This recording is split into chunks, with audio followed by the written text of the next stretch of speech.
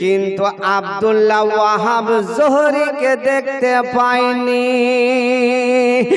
ওয়াহাব জোহরী বাবা এবার লক্ষ্য করে দেখতে লাগলেন ওই দিক থেকে একজন দুইজন নয়, ইয়ানি 70 জন লোক হাঁটতে হাঁটতে চলে আসছেন, আব্দুল্লাহর দিকে চলে যাচ্ছেন।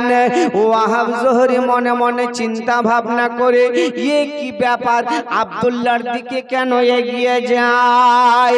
আরো লক্ষ্য করে দেখতে চান, কারো হাতে তীর ধনুক, কারো হাতে বল্লম, কারো হাতে ফারসা, কারো হাতে বাবা ইট পাথর।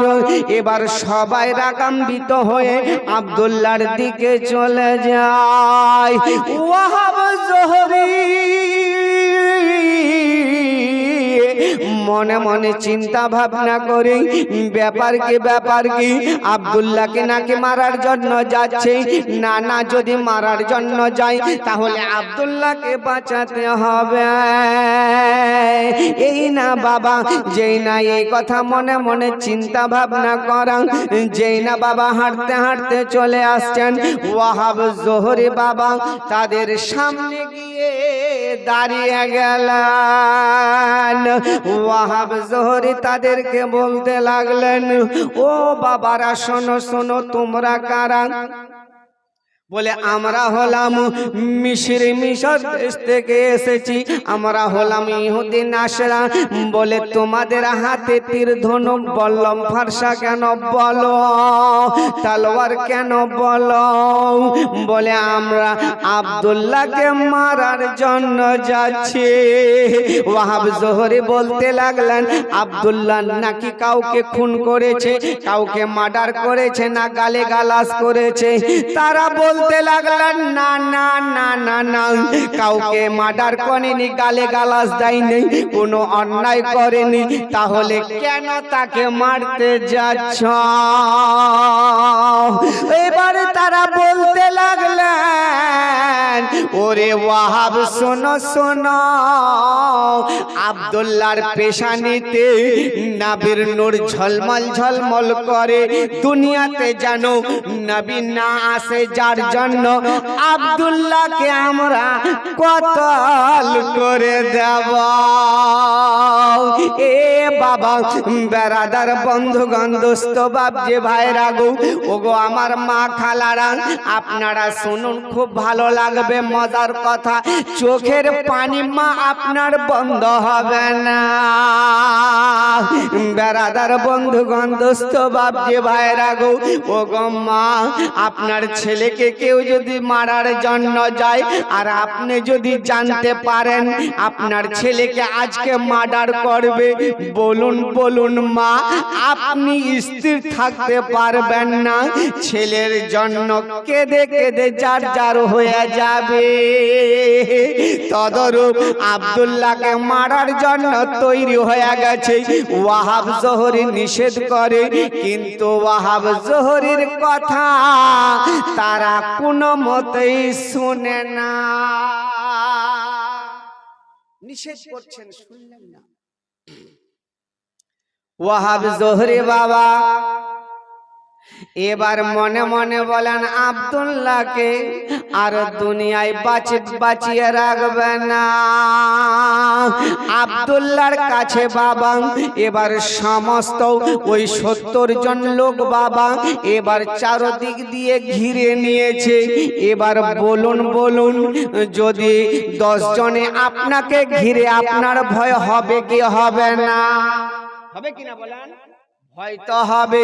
এবার ওয়াহাব আব্দুল্লাহকে বলতেছেন, ওরে আব্দুল্লাহ, তোমার নাম কি? আব্দুল্লাহ বলে, হ্যাঁ হ্যাঁ আমার নাম আব্দুল্লাহ। তারা বলতে লাগলেন, মরার জন্য তৈরি হয়ে যাও। বলে, কেন কেন আমাকে মারবে? না না, আজকে তোমাকে বাঁচিয়ে রাখবো না। আব্দুল্লাহ বাবা কত সাহসী বাবা। আব্দুল্লাহ বলতেছেন, যদি মরতে হয় লড়াই করে মরবো।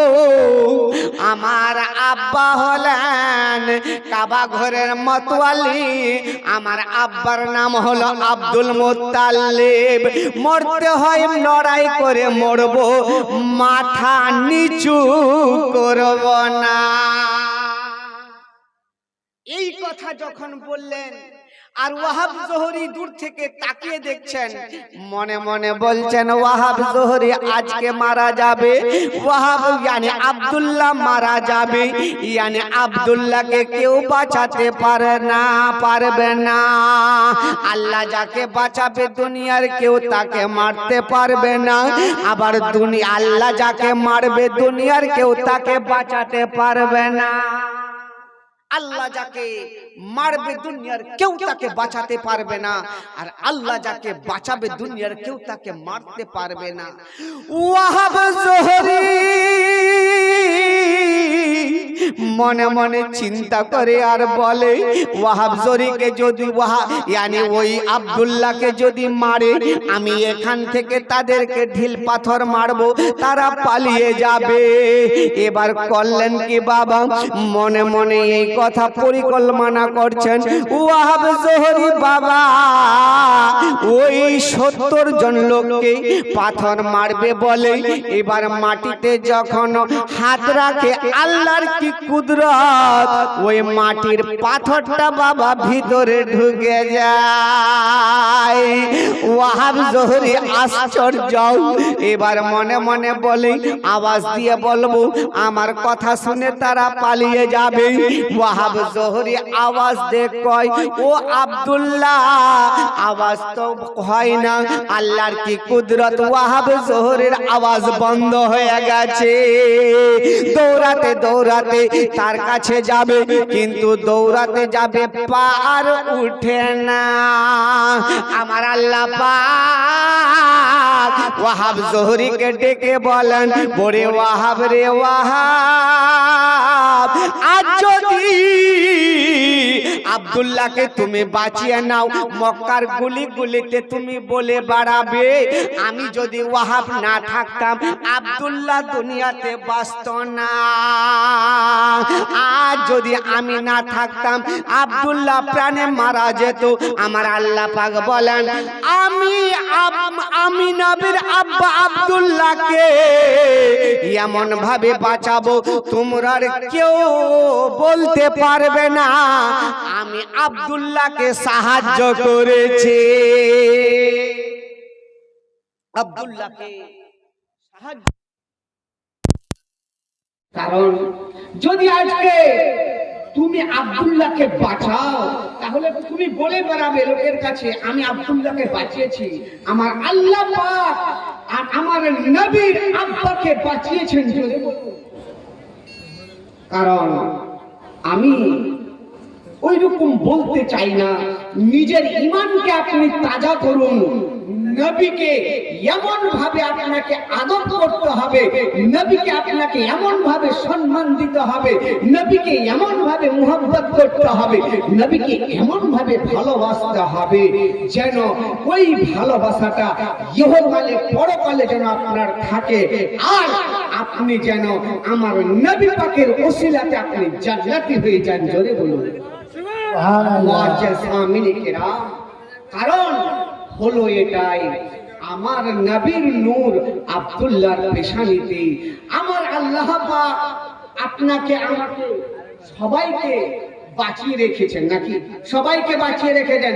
যদি চাই তো এখান থেকে বাড়ি তো দূরের কথা, এক কদমও যেতে পারবো না, যে এক কদমও যেতে পারবো না। মুআজ্জাজ আজ এই আল্লাহর ঘরকে লক্ষ্য করে নবীর মুহাব্বত কে সবাই আমরা ভালোবাসি। আচ্ছা বলুন তো বাবা, আমরা যে এখানে আছি কে কে আমরা নবীর সঙ্গে মুহাব্বত রাখি? একটু হাত তুলে দেখান তো, হাত তুলে দেখান। নবীকে কে কে ভালোবাসেন? হাত তুলে দেখান।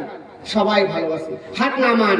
মুআজ্জাজ সামিনে কিরাম, যে নবীর মুহাব্বত দিলে রেখে আল্লাহর ঘরকে আল্লাহকে রাজি করার জন্য এমন কেউ হবেন না বাবা যে 500 খানা টাকা দিবেন আর আপনার জন্য দুহাত তুলে দোয়া করব। আছেন কেউ মর্দে মুজাহিদ, আছেন কেউ আল্লাহর বান্দা, কেউ হয়তো মর্দে মুজাহিদ, এমন কেউ মায়ের বেটা, আব্বা, ভাই কেউ আছেন যে 500খানা টাকা আল্লাহর ঘরে দিবেন, কারণ এই দান আপনার কিয়ামত পর্যন্ত আপনি সওয়াব পাবেন, আপনার ধন দৌলত বাড়ি গাড়ি সব পড়ে থাকবে, আপনার এই দানটা সাদকায়ে জারিয়া হবে। বাবা আপনার আব্বা কবরে শুয়ে আছে, মা আপনার বাবা কবরে শুয়ে আছে, এমন কেউ হবেন না গো বাবা যে 500খানা টাকা আপনারা এই আল্লাহর ঘর মসজিদের জন্য দিতে পারেন, এমন কেউ আছেন? আজকে না হয় 2 দিন পরে, 10 দিন পরে, 6 মাস পরে একটু হাতটা তুলে দেখাবেন, নামটা আপনার লিখে দেওয়া হবে। আছেন কেউ বাবা? পিছনে সামনে ডায়ে বায়ে, ও মা যদি পারেন আপনারা হাত তুলে দেখাবেন। আছেন বাবা কেউ যে 500খানা টাকা নিব? কারণ সময় খুব হয়তো অনেকটাই হয়ে গেছে। বেরাদার একবার দরুদ পাক করি, আল্লাহুম্মা সাল্লি আলা সাইয়্যিদিনা মাওলানা মুহাম্মদ ওয়া আলা আলিহি সাইয়্যিদিনা মাওলানা মুহাম্মদ। সুন্দর পৃথিবী একদিন ছেড়ে যেতে হবে রে আমার, চলে যেতে হবে।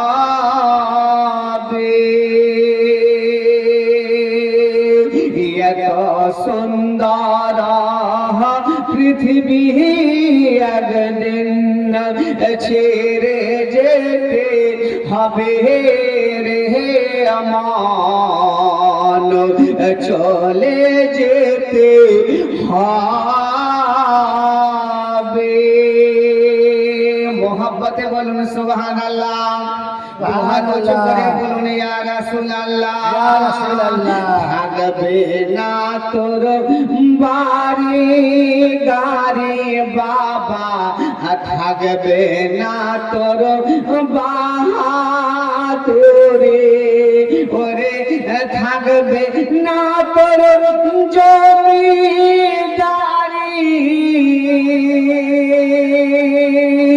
যেদিন ইসরাইল আসিবে রে আমান,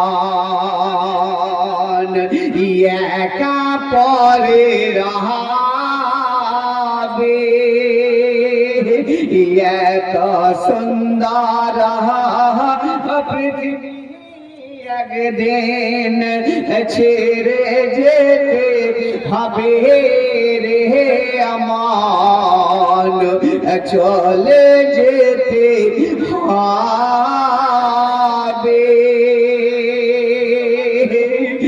সোনার তোর খাঁচার ভিতর বাবা, বুঝতে পারছেন বাবা? এই যে আপনার দেহটা আছে, এই শরীরের ভিতরে আপনার একটা পাখি আছে, এটাকে পিঞ্জরা বলছে, যার জন্য কবি বলছেন সোনার তোর খাঁচার ভিতর বাবা, সোনার তোর খাঁচার ভিতর একটি পাখি আছে,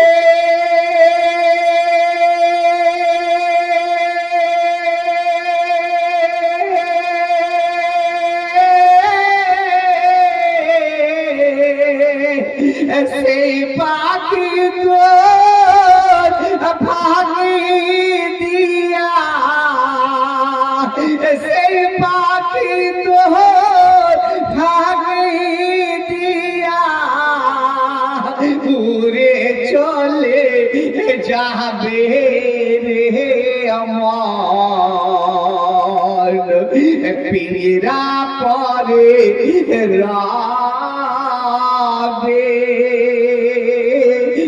এত সুন্দর পৃথিবী একদিন ছেড়ে যেতে হবে রে আমার, চলে যেতে হবে।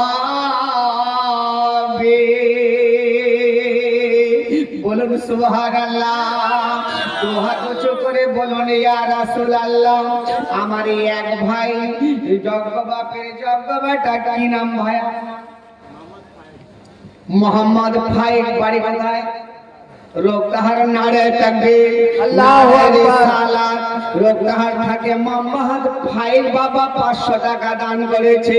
দাতা যাবে বেহেশতেতে, দিন কাটাবে সুখে। বখিল যাবে দোজখেতে, দিন কাটাবে দুঃখে।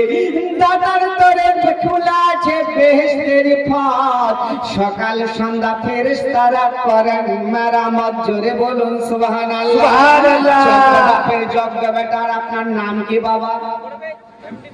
এমডি পড়বে যে ভাই আমার এখানেতে ছিল, তাড়াতাড়ি করে খোদা পকেট থেকে 500 টাকা দান করে দিল।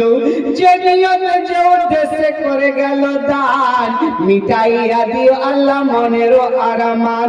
ওগো আল্লাহ দয়াময়, দয়া যে করিয়া গুনাহ খাতা মাফ করো মুক্তির লাগিয়া। কবি বলছেন কি বাবা?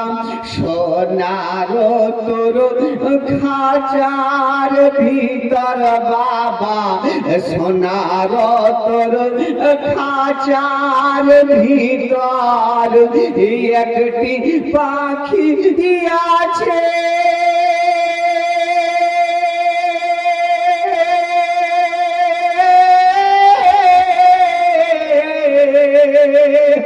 আরে সেই পাখি তো ফাঁকি দিয়া, সেই পাখি তো ফাঁকি দিয়া উড়ে চলে যাবে রে আমার, ফিরা পরে রবে।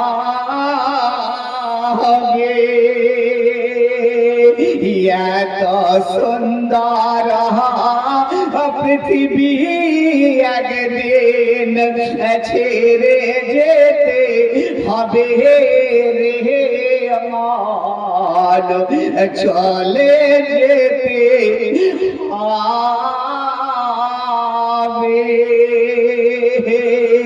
এ বেরাদার বন্ধু বান্ধব সবার যে ভাইরা আব্দুল্লাহ বাবা বসে আছেন।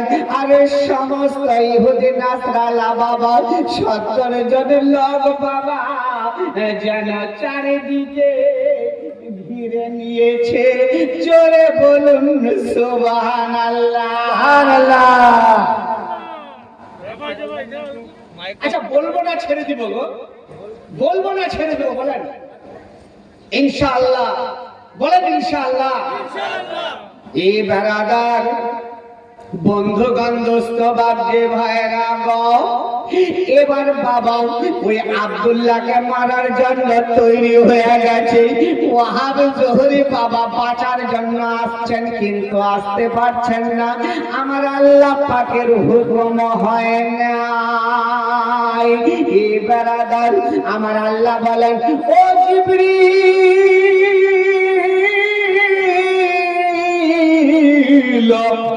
যাও যাও আমার আরে দোস্তের আব্বা আব্দুল্লাহকে বাঁচিয়ে নাও। আমার হযরতে জিবরিল বাবা অগণিত ফেরেশতা নিয়ে বাবা ওই জঙ্গলের মধ্যে প্রবেশ করেছে। এদিকে ওয়াহাব জোহরি বাবা যেন টুক টুক টুক টুক করে যেন তাকিয়ে দেখছেন। আরে যেই না তাকিয়ে দেখারে বাবা, এবার যেন সমস্ত ফেরেশতারা বাবা যখন জঙ্গলে নামলেন, সমস্ত ময়দানটা মক্কাটা যেন অন্ধকার হয়ে গেল। আল্লাহর কি কুদরত! সমস্ত ইহুদি নাসরানা যেন কতল হয়ে গেছে। আব্দুল্লাহ বাবা যেন চুপচাপ বসে আছে। জোরে বলুন সুবহানাল্লাহ। আব্দুল্লাহ যখন বাঁচলেন, বাড়ি আসলেন, আর বাড়ি আসার পর এবার কি হলো, আব্বাকে বৃত্তান্ত ঘটনা এই শুনেন, একটু শুনো, মন দিয়ে শুনো। ঘটনাটা আব্বাকে বললেন যে আব্বা আমার সঙ্গে এই হলো। আফিয়া, সুবহানাল্লাহ। ছোট বাচ্চা, কচি বাচ্চা, নাম হলো আফিয়া। যা না, আর 100 টাকা নিয়ে আয়, যা যা ওদিকে যা, তোর ওই যে মাইদের কাছে যা, চাই বিজা দিয়ে আসবি। আফিয়া নামে ছোট্ট বাচ্চাটি দৌড়াতে দৌড়াতে 100 টাকা দান করেছে আল্লাহ। আল্লাহ গো, যে দান করেছে আল্লাহ, আল্লাহ তার হায়াতকে বৃদ্ধি করে দিও আল্লাহ। আমিন আমিন আল্লাহ, আমিন আমিন। এই দান কবুল করো রাব্বুল আলামিন। জোরে বলুন সুবহানাল্লাহ। এবার ভালো সুন্দর ভাবে ওয়াহাব জোহরে বাড়ি আসলেন। নিজের বিবিকে কি করলেন, এই ঘটনাটা বললেন। বলে, বিবি রে, একটা আশ্চর্য ঘটনা দেখলাম। আব্দুল্লাহ এমন ভাবে বনের মধ্যে বেঁচে গেল, আমি এরকম ভালো ছেলে আর কোথাও দেখিনি। বিবি, তবে একটা কথা বলতে চাইছি। বলে, কি গো? বলে, আমার মেয়েটা যে বাড়িতে আছে হযরতে আমেনা, আমার মেয়ের সঙ্গে যদি আব্দুল্লাহর বিয়ে হতো কতই না ভালো হতো। এইটাই কথা মনে মনে ভাবছেন। কথাটা বুঝে, এই মনের মনে ভাবছেন আব্দুল্লাহর বিয়ে হবে। বিয়ে হওয়ার পর এবার মা আমিনা শেকম মোবারকে আমার নবী পাক, নবীর নূর আসবে দুনিয়াতে। কেমন আসছে আর কি কি করেছেন বাল্য অবস্থায়, আমার নবী শিশুকালের নবী কি কি করেছেন, কি কি মুজিজা দেখিয়েছেন, দারাদার তার প্রতি আমাদেরকে ফলো করতে হবে, সেটার উপরে আমাদেরকে চলতে হবে। জোরে বলুন সুবহানাল্লাহ। হযরতে আব্দুল্লাহ বাড়ি আসলেন। বাড়ি আসার পর আব্বাকে যে বললেন এই ঘটনা, তো আব্দুল মুত্তালিব ভাবছেন না, এই আমার ছেলেকে বিয়ে দিতে হবে, এই ছেলেকে বিয়ে দিতে হবে। তো এবার যখন বেশি না 10-15 মিনিট বসে ছেড়ে দেবো ইনশাআল্লাহ। বসো, কি আমি দরুদ করে যাবা ইনশাআল্লাহ। মুআজ্জাজ সামিনে কেরাম, যখন আব্দুল্লাহ মাথা নিচু করে এখানে ওখানে বসে থাকছেন, বাবা ভাবছেন যে না, ছেলের বয়স হয়েছে, বিয়ে দিতে হবে, বিয়ে দিতে হবে। একটু আপনারা সামনে আসেন তাহলে ভালো হবে। বিয়ে দিতে হবে। তার বন্ধুদেরকে বলছেন, বলে তোমরা যাও, আমার বেটা, ছোট বেটা আব্দুল্লাহকে তোমরা বলো আমি বিয়ে দিতে চাই, ও রাজি হবে কিনা, ও রাজি হবে কিনা। আর আজকালকার ছেলে মেয়েরা কিভাবে বিয়ে করে জানেন? কিভাবে করে? বয়স তো হয়নি রে ভাই, কাজী অফিসে গিয়ে রেজিস্ট্রি করে চলে আসছে। ঠিক কিনা বলে? বর্তমান যুগের যে পরিস্থিতি, মা বাবার উচিত কর্তব্য হবে, ভালো করে শুনে নেন, আপনার ছেলের যদি বয়স হয় উচিত হবে আপনার কর্তব্য বিয়ে দেওয়া। মা বাবার সব থেকে সম্পূর্ণ এটা বড় দায়িত্ব। কারণ ছেলে মেয়েগুলো আমাদের কোথা থেকে খারাপ হয়ে জানেন? স্কুলে যায়, আগের মতো সেইভাবে শিক্ষা নাই। যে শিক্ষা এই বর্তমান যুগে কসবাতে, জেলাতে কিংবা বাইরে দেশে চলতে গেলে যেটা প্রয়োজন সেটা একটু শিখি, কিন্তু ইলমে দিন হাসিল আমরা করি না। যার ভিতরে ইলম থাকবে ইনশাআল্লাহ খারাপ কাজে ও যেতে চাইবে না। জি মুআজ্জাজ হযরতে আব্দুল্লাহ চুপচাপ বসে থাকছেন। আব্দুল মুত্তালিব তার সঙ্গীদেরকে বলছেন, বলে ওরে বাবা শোনো, আমার আব্দুল্লাহকে তোমরা বোঝাও, বিয়েতে রাজি করাও, আমি তাকে বিয়ে দাও। বেরাদার বন্ধু বান্ধব বাবজে ভাইরা গো, হযরতে আব্দুল মুত্তালিব বাবা এবার যখন এই কথা আব্দুল্লাহর সঙ্গীদেরকে বন্ধুদেরকে বললেন, শোনো শোনো, তোমাদের ভালো সম্পর্ক আমার বেটার সঙ্গে, তোমরা বিয়েতে রাজি করাবে, আর যদি তোমরা রাজি করাও তোমাদেরকে আমি 10 দিরহাম ইনাম দেব। ওই 10 দিরহামের মূল্য কত জানেন? বর্তমানে ওই 10 দিরহামের মূল্য বাবা কোটি টাকা। কোটি টাকা। সবাই একসঙ্গে আব্দুল্লাহর কাছে গেলেন। হযরতে আব্দুল্লাহ এক জায়গাতে বসে আছেন, মাথা নিচু করে বসে আছেন। তার বন্ধুরা গিয়ে পাশে বসলেন আর বলতে লাগলেন, ও ভাই আব্দুল্লাহ, বলো বলো, তুমি বিয়ে করবে কি করবে না? আব্দুল্লাহ বাবা কোনো কথা কয় না, মাথা নিচু করে বসে আছেন। একবার নয়, দুইবার নয়, তিনবার বললেন। আর বলে উঠলেন, বলে, শোনো আমার বন্ধুরা, তোমরা আমাকে বারবার কেন জিজ্ঞাও? তবে শোনো, মানুষের বিয়ে কয়বার হয়? বলে একবার। শুনে তাজ্জুব পড়ে গেলেন। জানি মানুষের বিয়ে একবার হয়। হযরতে আব্দুল্লাহ বন্ধুদেরকে বলতে লাগলেন, তোমরা শোনো শোনো, আমার বিয়ে হয়ে গেছে। বন্ধুরা বলতে লাগলেন, এ কেমন কথা? না কোনো পাত্রী, না কোনো মেয়ে, না কোনো দেখাশোনা, না কোনো খাওয়া দাওয়া, না কোনো বরযাত্রী, কোনো কিছু নাই, কেমন করে তোমার বিয়ে হলো? কথাটা শুনতে আশ্চর্য কিনা বলুন? এ বাবাজি ভাইরা গো, ও গো আমার মা খালারা, শুনে যান গো মা, রাতের বেলা আব্দুল্লাহ বলতে লাগলেন, শোনো শোনো গো, আমি একদিন রাত্রে শুয়েছিলাম, গত রাত্রিতে ঘুমিয়ে স্বপ্নে দেখতে পেলাম আল্লাহ পাকের খলিল ইব্রাহিম খলিলুল্লাহ আমাকে স্বপ্নে বলে গিয়েছেন, ও আব্দুল্লাহ, ওঠো ওঠো, তোমার বিয়ে হয়ে গেছে। আমি জিজ্ঞাসা করেছিলাম কার সঙ্গে বিয়ে হয়েছে? বলে ওয়াহাব জোহরীর মেয়ে মা আমিনার সঙ্গে তোমার বিয়ে আরশে মুআল্লাতে হয়ে গেছে। জোরে বলুন সুবহানাল্লাহ। আরে যেই না বাবা এই কথা শোনা সবাই আশ্চর্য হয়ে গেলেন।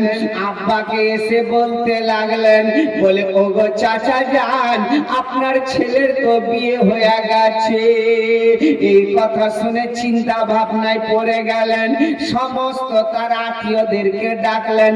আব্দুল মুত্তালিব সব বৃত্তান্ত খুলে বললেন, বলে, যখন ওয়াহাব জোহরীর মেয়ের সঙ্গে বিয়ে হয়েছে, তাহলে আমরা এই কথাটা প্রমাণ করার জন্য ওয়াহাব জোহরীর বাড়িতে যাব।